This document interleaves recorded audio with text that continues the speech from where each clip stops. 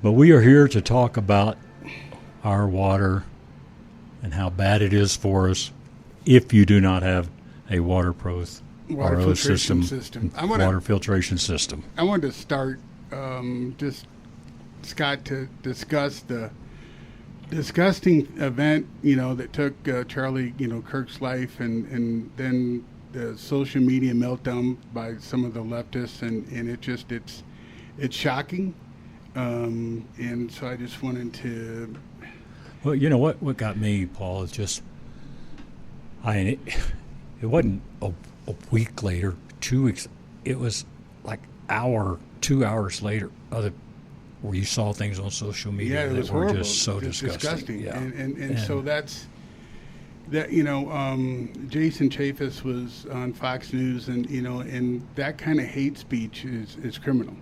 And so we need to. The only way to tone it down is start prosecuting people. Threatening to kill somebody. Which happens all the time, and then how many times they post on wanting to, someone to, kill the president. And so anyway, I just wanted to start the show, and it's somber, it's sad, but we have to be addressed. Yeah. Well, I'll tell you, it's been super sad ever since that happened. I'm just going to some businesses yesterday and clients of mine and different things, and you just walk in, it was just a sickening feeling. It is a sickening feeling. And so anyway, I wanted to, thank Charlie for playing that song, and thanks for allowing me to, kind of start off by. No. It's just, it's sad. It's just really sad. So today, if we could, for those at home, have your laptop, your iPad, or your iPhone, if we could go to waterpros.net, I would like to, kick off the show by, talking about the website. Since you and I have worked together, we've evolved our website. We've got the, Scott Watley, special, the Century 2 water softener, 32,000 grain sale. So that's, $2,500 installed. But what I wanted to point out too is all the information that we have that I'm very grateful for. We have information that talks everything about well water problems. We'll cover, the rotten egg smell. We have a topic that says, does your stomach hurt after drinking water? And, the top reasons why your stomach hurts after drinking water. And so, these are things I think our website, has information more than anybody else out there that talks about and discuss, water problems. We have a blog section, people that can click on. And one of the articles that we just put up, I think is outstanding. One to talk about is unregulated pharmaceuticals in your drinking water. Mm-hmm. And see, that's a major problem, and unregulated pharmaceuticals are real.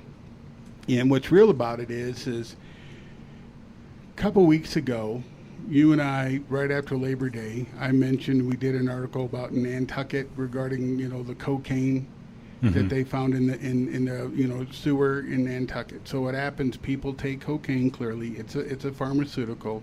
It's processed through the body. They expel it, and then they find it in the waste treatment water.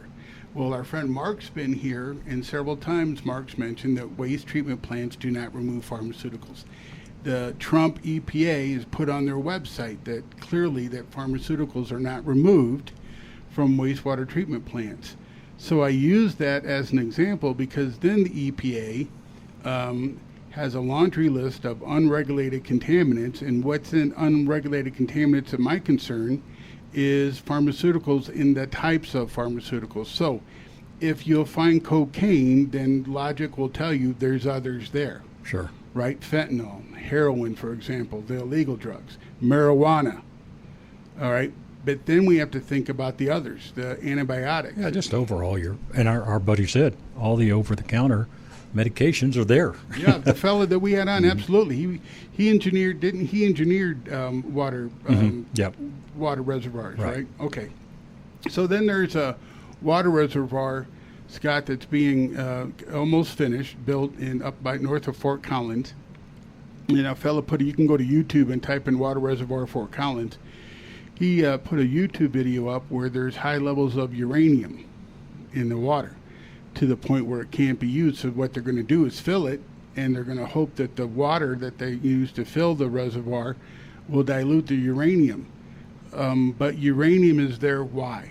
Because it's a natural deposit in rock. And, our Earth, billions of years ago, trillions of years ago even, when it was formed, uranium and radioactivity was part of it. It's there. Uranium is a natural element. And so some folks here in the Denver metro area, on the foothills and then even out east can have high levels of uranium that makes it unsafe. We can treat it.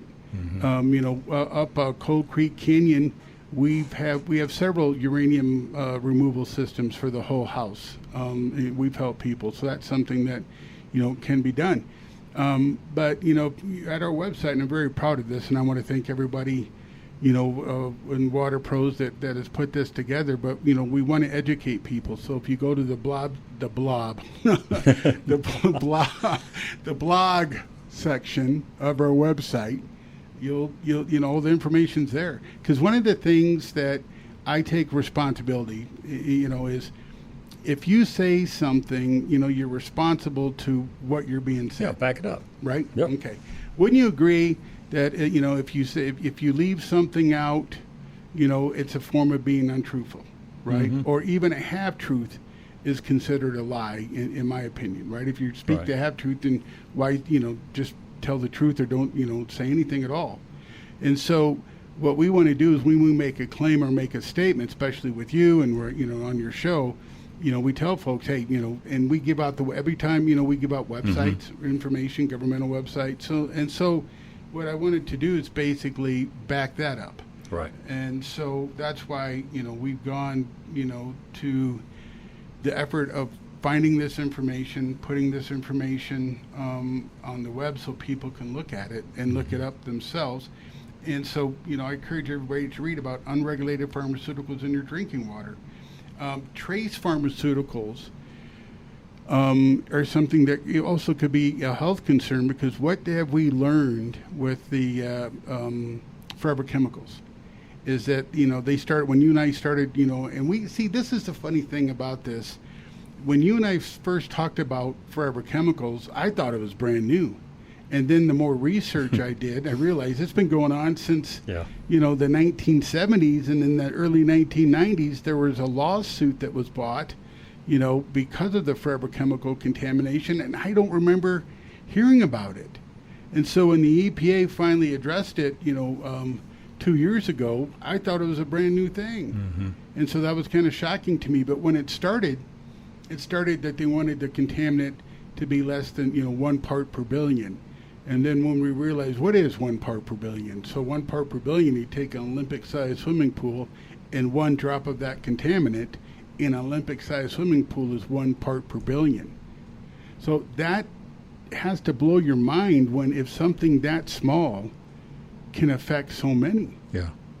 And then, now we realize that everybody has, forever chemical contamination in their body. Sure. And, when you look back and it says since the 70s, but you know what? There's no telling really how long that's been there, because look at what they're not testing for now. Exactly. This is part that we know. Right.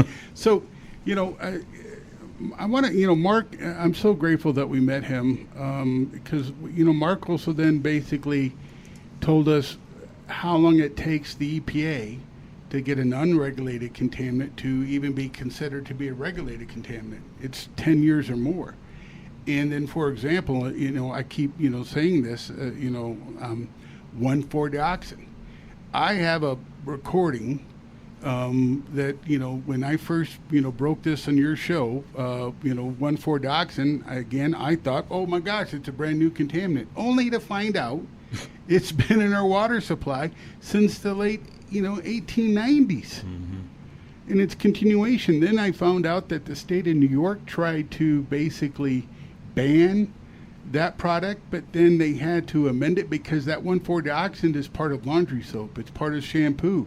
There's so many products that somehow when they banned it, that product, they didn't want it, from the state of New York. Now somehow the state legislature allows some loophole so that product can still be sold in New York. But it's it's a known contaminant, but it's on the EPA's unregulated contaminant. Right. So these are concerns. Yeah. It is Water Pros, 303-862-5554.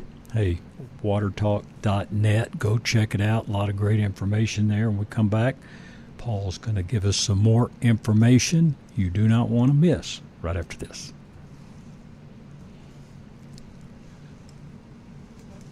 Oh, sorry about that. All right. Thought we were ready for an ad, and we are not. So, okay. So I tell you what, let's look at, when you talk about the well water situation with folks, are people shocked to see that they need something to filter their water? Because maybe it's their first time, especially, let me put it this way, first-time well water folks. They think they got their spring of living water there, and then they don't know. You they come don't test realize. it, they don't Right. know. Well, here's what happens. Younger folks, when they move from town to well water, they've never been on well water before. They don't know what to expect. So then, they have an expectation of water quality based upon a municipal water supply. So it is, in some cases, it can be, hey, this is horrible. I don't like the taste. I don't like the smell. I've got rust staining, in the toilet bowl. It's ruining my whites in the laundry. So, that's where we absolutely can help. One of the biggest things I'm finding, the biggest mistakes, is people, well drillers or plumbers, if you don't understand water quality isn't plug and play. And if they don't test the water, I went to a house the other day where they put this 130-gallon, cistern, holding tank in the person's house, and they wanted that in case the well pump went bad. He wanted to have a supply of water, which is understandable, right? But what happened is that they didn't test the water, so they put it in. He's got extremely high iron content, so all the iron was oxidizing inside that tank, and it's just a yucky yellow, orange, muddy mess, thick mud, and that's what ferrous iron is. Ferrous is clear water iron that oxidizes and converts to mud. And so, we can fix it. We have a solution for it, but that's where you really need to understand what the quality of your water is. Clear water iron or ferrous iron, resin loves. So resin can remove it, but you need a dual tank water softener in order to remove it. And so you're right. People that, have well water applications, some people, Scott, confuse high iron content that can smell, they confuse that for sulfur. But 9 times out of 10, it's high iron content. Wow, interesting. All right, you're listening to Water Talk. We're going to hit a break real quick. Back with Paul Dowding right after this.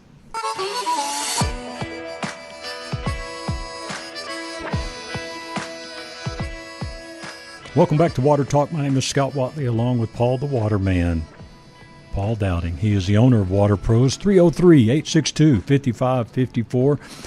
Hey, maybe you're listening in an environment you can't call in, which you're welcome to do, 303-477-5600. But we've got our Flesh Law text line, and appreciate Kevin doing that for us. And, hey, we can use it for any of our guests, so I want to open that up for Paul as well. If you've got a water question, shoot me a text, 720-201-8585. So on the website, if you go under our blog, we have another important article I think everybody should read, is the hidden dangers of hexavalent chromium in your water. Now, what is that? Well, there you go. What is that? So it's basically hexavalent chromium, or chromium 6, is toxic, a form of the element chromium. Unlike so what that is a derivative of a disinfectant byproduct. Okay. And so agencies like the U.S. Environmental Protection Agency, the EPA, the World Health Organization, wants to put it out there that it's an extreme harmful substance when it enters the drinking water source, and while chromium-6 is not natural, abundant in the environment, is often released into the air, soil, and water due to industrial activities. And so, it's something that, we need to be aware of. Again, the EPA, they don't, they can put out a warning, but if it's an unregulated contaminant, it's not being tested. And so what I want to cover and kind of recap, if the EPA has unregulated contaminants that are not being tested, but they know that's in the water supply, And then your water district, the agency and nowadays can be public or private. They have to do an annual water quality report. But if they're, not testing, for things that are harmful to us because it's an unregulated contaminant, then that report really means nothing. Right. It's a false sense of security. And so that's where, I hate to say this, but that's where the conspiracy theory comes in, because how bad is the water? And, are they doing this on purpose because they don't want people to realize I'm paying for something that's not healthy for me? Mm-hmm. So is water, so here's an honest question. Is water safe to drink? I'm going to say no, because there's trihalomethanes are in the water, absolutely in the water, and they're because of the disinfectant byproducts in water. There's other disinfectant byproducts that are used in water, that there's 4 of them that we previously mentioned, that are there that are cancer-causing agents. Now, on top of all the other pharmaceuticals that are in the water supply, then we have Dr. Grant Bailey's nanoplastics that confirmed. And then over-the-counter medication, that's there. And then they also did because of Tylenol and ibuprofen byproducts that are in the water, that's also creating problems, creating low birth weight, affecting newborn babies. And so we really need to understand, and I think we have a right to understand, hey, this is, we shouldn't be drinking this. That's why Water Pros has taken upon herself to, I don't know any other water treatment company like us that has the wealth of information that people can look on and read and educate yourself. Why do we recommend a point of use reverse osmosis? Mm-hmm. I was at a home in Castle Rock yesterday because, a neighbor told her that Castle Rock is using reusable water. Well, we learned that, didn't we? Right. And it's 35% reusable water. And so what's the dangers of that? We should know. We need to know. And everybody, a fellow I remember watching 9 News, maybe a year or so ago, where, somebody in Denver was basically relying on that to be the future to solve, the water, shortage, is reusable water, because there's only the same amount of water that was here in Colorado 30 years ago hasn't changed. Right. And so the aquifer, there's only so many resources. And pretty soon, we're going to be at that point where everybody has to use reusable water. So then what's the dangers of reusable water? So everybody needs to have a point of use reverse osmosis. I'm offering a 5-stage RO reverse osmosis system for those who do not have a water softener. I think you need that extra 2-stage protection. Like yourself, you have a water softener, so we recommend a 3-stage water softener, and because it's supported by soft water. Right. So, and then all these other issues that we have to, people need to consider, but they should know. So, we're going to beat the drum and try to educate folks as much as we can. One of the things that, we're going to be talking about later in the month, Mark and I went and looked at a small municipal water, supply last week that feeds a mobile home park. And so mobile home parks, in most cases, have their own little mini, municipal water supply. And it was interesting, to take a look at it. And, they inject it with chlorine. And so, that's the sanitizer. And, look at, the source and how it's supplied and how it's fed. And to be very candid with you, it was extremely a simple process. Really? Yeah. I mean, they have a chlorine, a basic standard everyday chlorine injector. They have contact tanks where the water goes to basically have contact time with the chlorine. But as we learn, chlorine doesn't kill bacteria. It basically, chlorine sterilizes bacteria and viruses. And there's 35, homes on this system. And, when we were there looking at everything, the maximum flow rate was, 7 gallons per minute. So based on something that small, at 7 gallons per minute really isn't a lot of water. That's, it's so if someone turns on a faucet, that's what, a half gallon per minute most cases. Probably, yeah. So you could have, 14 people turning on the kitchen faucet at the same time that would get you your 7 gallons per minute. But then, I'm sure it would go up in the morning time, and, showers and everything before people go to work. But that was an interesting, to look at that. I'm recommending different filtration, for them because they had issues of radium in the water. And so, that's something that, their current system, I was concerned, was it doing the job to remove the radium? And these places are supposed to do periodic testing. Mm-hmm. What makes, a couple of minutes here, but what makes just water taste bad? I think we've all been to a restaurant or something where you go in, you're thirsty, you take a drink of water, and it just tastes horrible. Is that a hard answer? No, I think it's a combination of, to be very candid, a filter that hasn't been changed. It's hard water builds up in filters. A lot of these restaurants have a carbon filter that was put in by another company that's not maintained. High chlorine content can be another. But it's just, I think it's filters that, that haven't been maintained. See, calcium builds up on water filters. There's no such thing as a salt-free water softener. Right. So calcium can overrun a filter that can give a bad taste, and 9 times out of 10, people are ordering anything but water. Interesting. It is Water Pros. Hey, give them a call, 303-862-5554. Your free in-home water test. They are happy to do for you. And when you call, let them know you heard Paul here on KLZ 560, and we would appreciate that as well. Paul, hope you have a great weekend, sir. Yes, thank you very much. Check out waterpros.net. Go to the blog. We've got several great articles that everybody, I think, would find fascinating. All right. Thanks so much. Thank you for being with us today. Hey, have a great rest of your day and a great weekend. Join us for Sportsman of Colorado tomorrow at 1 right here on KLZ 560.